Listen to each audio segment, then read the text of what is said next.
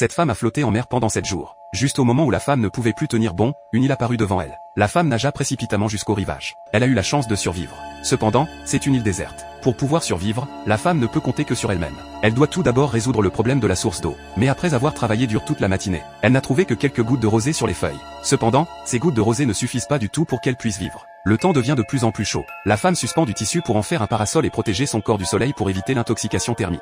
La femme touche son alliance et prie pour que son mari la trouve rapidement. La femme continue d'explorer l'île déserte. Elle espère trouver quelques fruits sauvages. Mais quand la nuit est sur le point de tomber, elle n'a rien trouvé. La femme ne ramasse que quelques branches pour allumer un feu. Mais quand elle a entassé le feu de camp, elle s'aperçoit qu'elle ne peut pas l'allumer. La femme a réalisé qu'elle avait besoin de quelque chose pour alimenter son feu. Elle a donc déchiré les objets qu'elle transportait. Elle prend la coton à l'intérieur et le pose sur le feu de camp. Effectivement, cette fois-ci, elle réussit à allumer le feu de camp. En regardant la flamme qui brûle avec succès, la femme passe tranquillement la nuit. Mais le lendemain matin, la femme ressent soudain une douleur aiguë dans sa partie inférieure du corps. Beaucoup de fourmis ont et sur ses jambes. Ces fourmis rongent ses jambes.